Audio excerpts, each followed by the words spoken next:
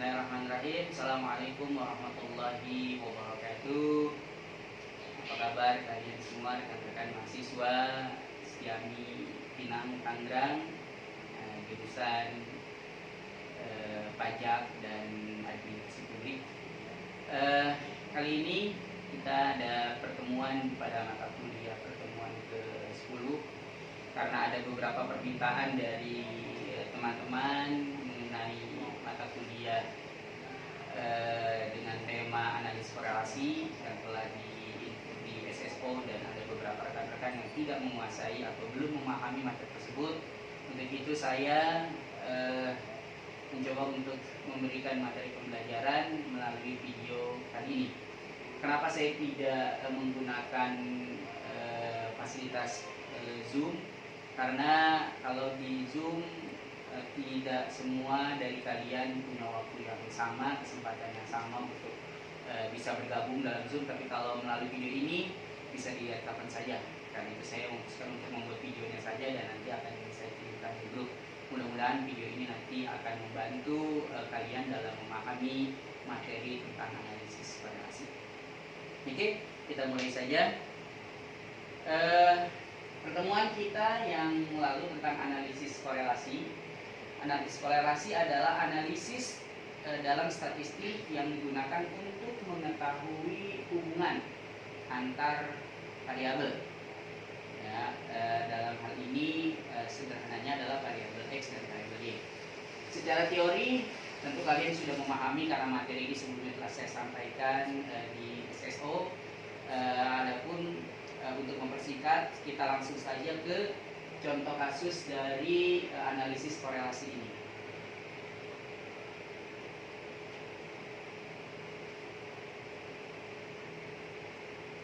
Oke, coba kalian perhatikan contoh kasus analisis korelasi.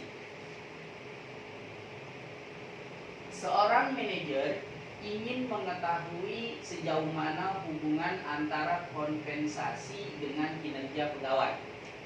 Instrumen yang digunakan untuk mengukur dua variabel tersebut adalah menggunakan angket. Ya, dengan menggunakan angket.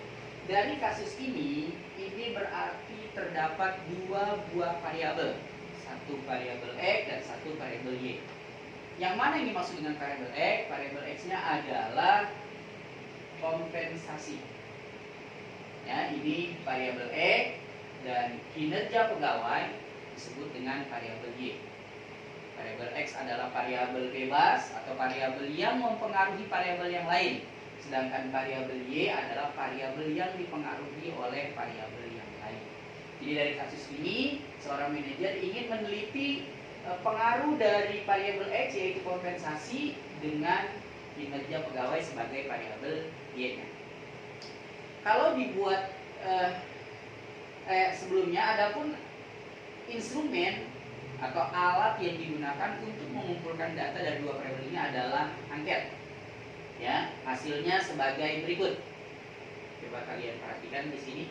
Ini sudah hasil angketnya, sudah rekapan hasil angket.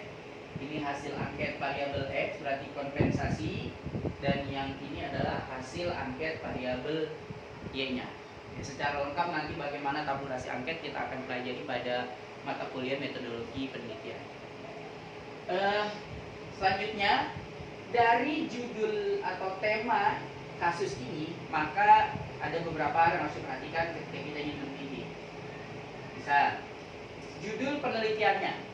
Ya, kalau kasusnya seperti ini, maka judul yang alternatif yang dibuat jika menggunakan analisis korelasi adalah hubungan. Ingat, analisis korelasi itu judulnya selalu diawali dengan kata hubungan.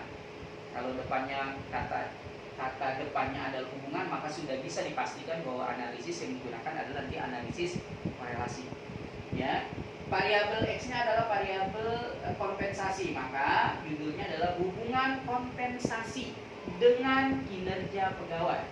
Kata hubungan pasangannya adalah dengan, ya, bukan terhadap. Jadi dengan. Jadi judul untuk kasus ini adalah hubungan kompensasi dengan kinerja pegawai. Itu. Kemudian selanjutnya rumusan masalah.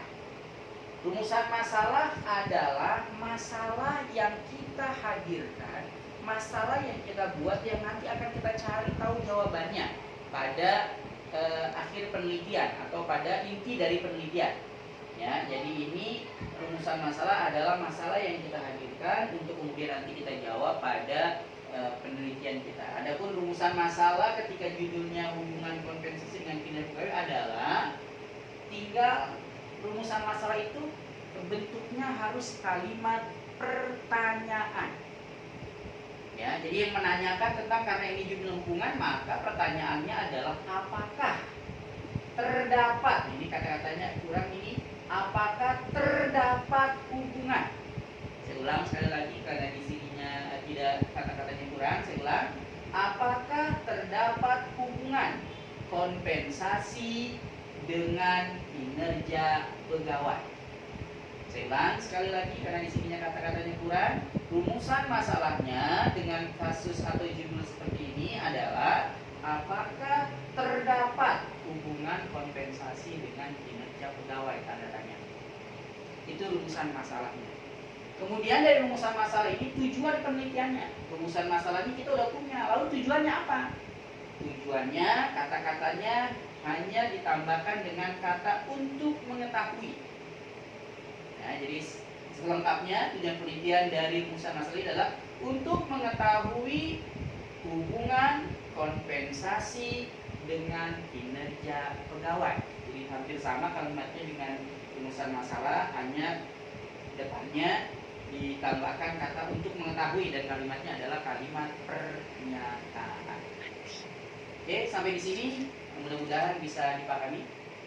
Untuk selanjutnya langkah-langkah untuk menganalisis data pada contoh kasus di atas dengan analisis korelasi produk momen atau person adalah sebagai berikut. Ya, pertama, kita buat dulu hipotesis penelitiannya. Apa itu hipotesis penelitian? Hipotesis penelitian adalah dugaan sementara dari penulis sebagai jawaban dari rumusan masalah. Lengkapnya tentang apa itu hipotesis penelitian nanti kita akan bahas pada mata kuliah metodologi penelitian. Ya, jadi hipotesis itu adalah jawaban dari rumusan masalah. Ya. Nah, adapun hipotesis penelitiannya adalah jawabannya masih sifatnya sementara. Kita ada dua. Ya, ada hipotesis nihil, ya, atau hipotesis nol, dan hipotesis alternatif atau hipotesis kerja. Hipotesis nol atau nihil ini redaksi kalimatnya adalah tidak terdapat hubungan antara variabel X dengan variabel Y. Variabel X-nya adalah kompensasi dan variabel Y-nya adalah kinerja. Jadi kalau hipotesis nihilnya atau nolnya adalah tidak terdapat hubungan antara kompensasi dengan kinerja pegawai. Sementara hipotesis alternatif kalimatnya adalah kalimat yang positif, yakni terdapat hubungan antara kompensasi dengan kinerja pegawai. Nah, rumusan kalimatnya akan selalu seperti ini. Hipotesis nol depannya tidak terdapat, lalu masukkan kalimat di rumusan masalahnya, dan hipotesis alternatif kalimat depannya adalah terdapat hubungan, lalu sambungkan dengan rumusan masalah. Gitu. Langkah selanjutnya setelah kita membuat hipotesis penelitian adalah membuat tabel penolong untuk mencari nilai koefisien korelasi. Tabel penolongnya sebagai berikut. Ini coba perhatikan kembali, perhatikan baik-baik di sini. Ini adalah hasil angket yang tadi, hasil angket yang telah kita sebar dan sudah ditabulasi dan direkap. Hasilnya seperti ini nih, yang X berarti kompensasi. Nomor responden 1 sampai 44. Ini artinya sampel kita, responden kita atau sampel kita untuk meneliti kasus yang tadi itu ada 44 orang pegawai, berarti karena tadi kinerja pegawai variabel Y-nya. Nah, X ini hasil angket variabel X atau kompensasi, dan Y ini adalah hasil angket dari variabel kinerja pegawai. Lalu ini X kuadrat hasilnya dari Y ini di pangkat 2. 51 pangkat 2 hasilnya ini. Demikian juga seterusnya ke bawah, hasilnya dari pemangkatan 2 dari variabel X terus ke bawah. Ini hasilnya. Ya, kalian bisa kerjakan di Excel biar lebih mudah. Lalu yang Y kuadrat pun hasilnya sama, dari Y pangkat 2. Hasilnya ini lalu sama terus ke bawah. Gitu. Ya, lalu yang XY ini artinya hasil kali variabel X dikali variabel Y. Berarti hasil ini 51 dikali 32, hasilnya ini. Dan begitu seterusnya sampai ke bawah. Lalu jumlah ke bawah. Ini jumlah dari variabel X, jumlah dari variabel Y, dan seterusnya. Setelah tabel penolong kita buat, lalu kita keluarkan bagian-bagian yang memang nanti dipergunakan untuk menganalisis dengan rumus produk momen. Kita lihat di sini. Oke, ini kita lihat yang kita keluarkan dulu biar nanti mudah memasukkan ke rumusnya. Rumus produk momennya seperti ini. Berarti kita keluarkan dulu simbol-simbol di sini dengan angka-angka yang tadi ada dalam tabel penolong. Misalnya N ini artinya jumlah sampel. Jumlah sampelnya tadi 44. Oke, ini kemudian sigma X atau jumlah atau total variabel X, berarti yang ini dianya 2544. Jumlah Y berarti 1446. Kemudian jumlah X kuadrat berarti yang ini. Jumlah X kuadrat, jumlah Y kuadrat berarti yang ini. Kemudian jumlah hasil kali dari X dengan Y, hasilnya yang ini. Dan ini adalah pangkat 2 dari jumlah X, berarti jumlah yang ini. Jumlah ini X dipangkatin 2, berarti 2544, pangkat 2 hasilnya ini. Lalu yang ini pangkat 2 dari jumlah Y berarti yang ini. Ya. 1446 pangkat 2 hasilnya ini. Oke, setelah ini semuanya sudah dikeluarkan, lalu kita masukkan ke rumusnya. Perhatikan kembali. Ya, kita masukkan N-nya 44 dikali jumlah XY, di situ 85760, dan seterusnya. Ikuti saja simbol-simbol rumus yang ada di sini lalu masukkan angkanya. Ya, kalian bisa hitung dengan kalkulator, dengan Excel, atau dengan yang lain, silakan. Ya, sehingga hasilnya ketemu. Hasil RXY-nya. Ya, atau disebut juga dengan R hitung. Jadi hasil dari analisis produk momen ini disebutnya dengan R hitung. Ya, jadi hasil dari R hitungnya adalah 0,688. Saya ulang sekali lagi, hasil dari produk momen ini disebut dengan R hitung. Dari hasil tersebut kita ketahui sama-sama nilai R hitungnya adalah 0,688. Oke, sampai di sini mudah-mudahan bisa. Kita lanjut ya. Oke, baik, kita lanjut.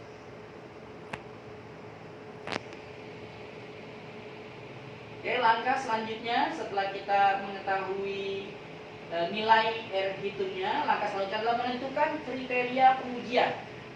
Nah, tadi hipotesisnya ada 2. Ada hipotesis nihil atau H0, ada hipotesis alternatif. Ya, nah mana yang diterima dari hasil penelitian kita, ini ketentuannya. Jadi jika R hitung lebih kecil dari R tabel, ya, saya ulang, jika R hitung lebih kecil dari R tabel, maka H0 yang diterima atau hipotesis nihil yang diterima, artinya nanti kesimpulannya tidak terdapat hubungan. Tapi kalau nanti hasil R hitungnya yang tadi sudah kita cari lebih besar daripada R tabel, maka kesimpulan penelitian kita nanti HA yang diterima, artinya terdapat hubungan ya antara variabel X dengan variabel Y. Adapun ini nilai signifikansi ini kalau kita menggunakan aplikasi seperti SPSS. Nanti di semester selanjutnya, di semester akhir, kita akan bertemu kembali dengan mata kuliah aplikasi SPSS, baru nanti akan saya jelaskan bagian ini. Sekarang yang pengantar adalah kita menggunakan yang manual yang ini. Ya, jadi pahami dulu yang ini. Jika R hitungnya lebih kecil dari R tabel, maka nanti hasil penelitiannya adalah HO yang diterima, H0 yang diterima, artinya tidak terdapat hubungan. R hitung sudah ketemu tadi 0,688. Sekarang kita cari R tabelnya. Bagaimana cara mencari R tabel? Coba kalian perhatikan kemari. R tabel itu adalah tabel pembanding, tabel pasti ya yang biasanya dilampirkan di buku-buku statistik atau di buku-buku metode penelitian. Kalian bisa cari atau bisa juga dicari di Excel ya. Jadi R table ini tabel yang memang sudah ada, jadi kita tinggal mencari saja nilai DF-nya. Rumusnya adalah ini, N diambil 2. N ini berarti jumlah sampelnya ya, 2 ini nilai konstan. Nah, sehingga tadi sampel kita jumlahnya 44, diambil 2, sehingga hasilnya DF-nya adalah 42. Kalau sampel kita ada 60 ya berarti 60 diambil 2, maka DF-nya nanti menjadi 58. Nah, kalau sudah ketemu DF-nya, sekarang kita cari R table-nya.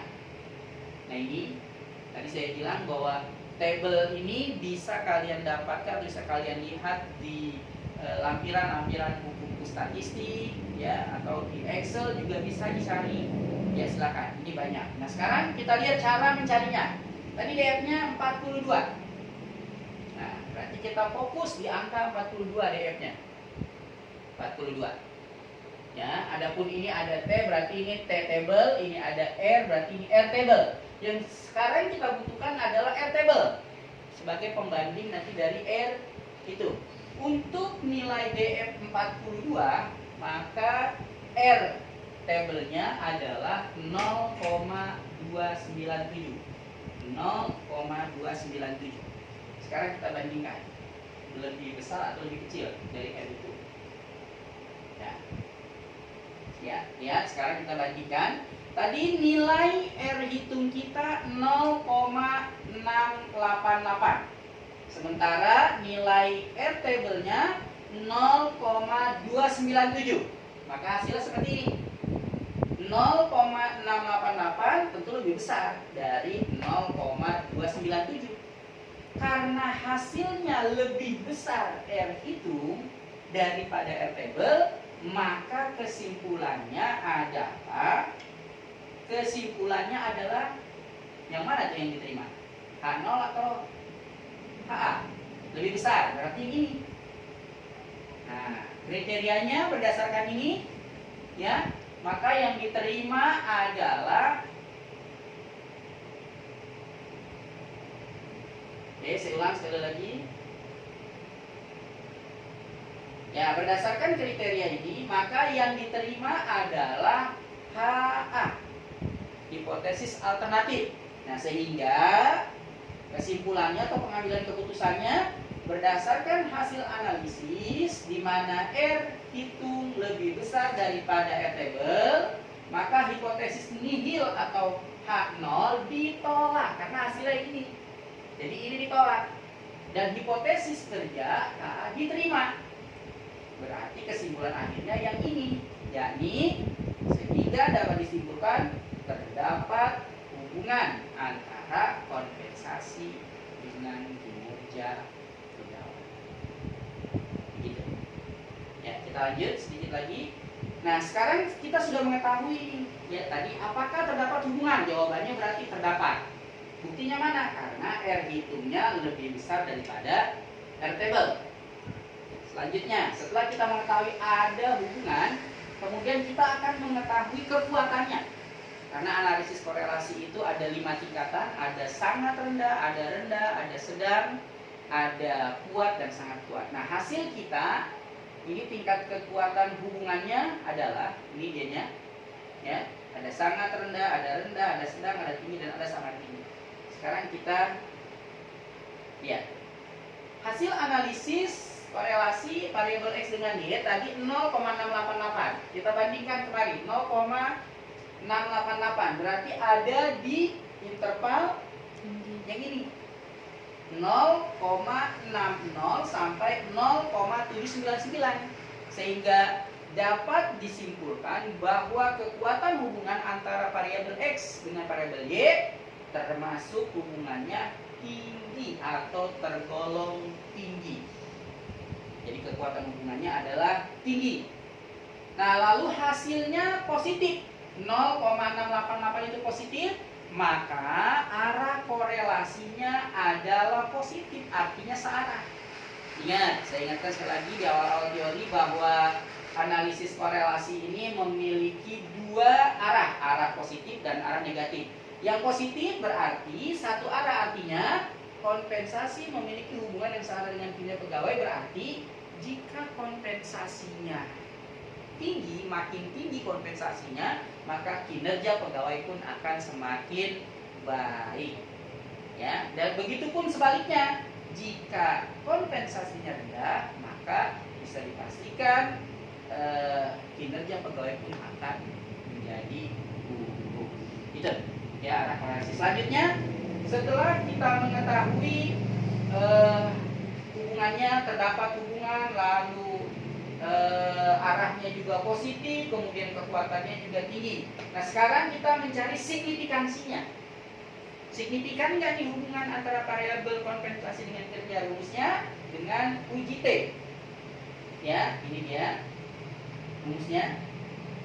Rumus uji T-nya. R-nya ini berarti nilai koefisien korelasinya. Ya, langsung saja kita masukkan. 0,688, tadi ini 44 adalah sampel kita, 2 itu adalah angka konstannya, kemudian dibagi akar 1 diambil R pangkat 2. Ya, R pangkat 2 ini berarti 0,688 pangkat 2, ini kurang 0 nih, 0,688 pangkat 2. Dan hasil akhirnya adalah ini 6,144. Nah, hasil dari uji T ini disebutnya dengan T hitung. Jadi kalau hasil analisis korelasi tadi disebut dengan R hitung, nah hasil dari uji T-nya, uji signifikansinya disebut dengan T hitung. Nah, ini juga sama, kita bandingkan juga, ya. Kita bandingkan dengan nilai T table. Kalau tadi R table, ya saya ulang lagi. Kita lihat, nah ini ada T, ada R. Tadi yang untuk mengetahui ada atau tidak ada hubungan kita gunakan R hitung. Nah, untuk mengetahui signifikansinya kita menggunakan tabel T-nya. Untuk DF-nya tadi 42, nilai T hitungnya adalah 2,018. Nah, sekarang kita bandingkan kembali. Ya, signifikan atau tidak, kita lihat, kita bandingkan hasilnya. Hasilnya T hitung lebih besar. Ya, T hitung lebih besar. Nah, daripada T table. Nah, kalau T hitungnya lebih besar, maka kesimpulannya adalah HA yang diterima, artinya signifikan. Gitu. Ya, jadi bisa kita jawab analisis korelasinya tadi, apakah terdapat hubungan? Terdapat, karena nilai R hitungnya lebih besar daripada R table. Lalu kedua, tingkat kekuatan hubungannya tingkat kekuatan hubungannya tinggi, karena berada di rentan dari 0,6 sampai 7,99. Lalu arah korelasinya positif, searah. Lalu kemudian yang terakhir tadi kita juga sudah mengetahui tingkat signifikansinya signifikan. Kenapa? Karena nilai T hitungnya lebih besar daripada T table. Ya, sehingga koefisien korelasi yang didapat adalah signifikan atau berarti. Nah, yang terakhir, setelah kita tahu terdapat hubungan yang signifikan. Nah, sekarang yang terakhir menentukan koefisien determinasi. Koefisien determinasi ini tujuannya adalah untuk mengetahui besarnya pengaruh variabel X terhadap variabel Y. Kontribusi kompensasi terhadap kinerja pegawai di tempat kita meneliti itu berapa besar kalau diangkakan. Nah, inilah yang disebut dengan koefisien determinasi. Rumusnya, persamaannya adalah ini. Koefisien determinasi sama dengan R pangkat 2. R-nya ini adalah nilai R hitung. Ya, nilai R hitung dikali 100%. Ya, kita masukkan angkanya. Tadi R hitungnya 0,688 pangkat 2 dikali 100%, hasilnya 47,33%. Nah, hasil ini menunjukkan bahwa sumbangan variabel X atau kompensasi terhadap variabel Y atau kinerja pegawai ini sebesar 47,33%. Jadi kompensasi ini mempengaruhi si kinerja pegawai itu di tempat kita meneliti sebesar 47,33%. Nah ini enggak sampai 100%, artinya ada sekitar 52,67 itu di 52,67% itu didapatkan dari 100% diambil 47,33. Hasilnya 52,67% itu kinerja pegawai di tempat kita meneliti dipengaruhi oleh faktor-faktor lain di luar kompensasi. Ya bisa apa saja. Ya bisa kepemimpinan, bisa budaya organisasi di tempat kita meneliti, bisa komitmen organisasi dan yang lain-lain. Yang 52,67% itu. Dan kita tidak sebutkan di sini kenapa? Karena tidak menjadi fokus dalam penelitian kita. Ya, jadi kesimpulannya, apakah terdapat hubungan antara kompensasi dengan kinerja pegawai? Jawabannya adalah terdapat hubungan. Ya, dari mana diketahui? Karena nilai R hitungnya lebih besar daripada R table. Lalu tingkat kekuatannya ya ini tinggi karena dia ada di rentang atau interval 0,6 sampai 0,799. Lalu hubungannya juga signifikan atau berarti. Kenapa? Karena tadi nilai T hitungnya lebih besar daripada nilai T table. Dan besarnya sumbangan atau pengaruh yang diberikan oleh kompensasi terhadap kinerja pegawai di tempat kita meneliti adalah sebesar 47,33%. Oke, demikian. Mudah-mudahan penjelasan tambahan dari saya ini bisa membantu kalian dalam memahami materi analisis korelasi. Jika nanti masih ada hal-hal yang tidak kalian pahami, silakan kalian tanyakan di grup atau japri saya, nanti sebisa mungkin akan saya luangkan waktu untuk menjawab keluhan-keluhan kalian. Terima kasih, semoga ini bermanfaat. Terima kasih. Assalamualaikum warahmatullahi wabarakatuh.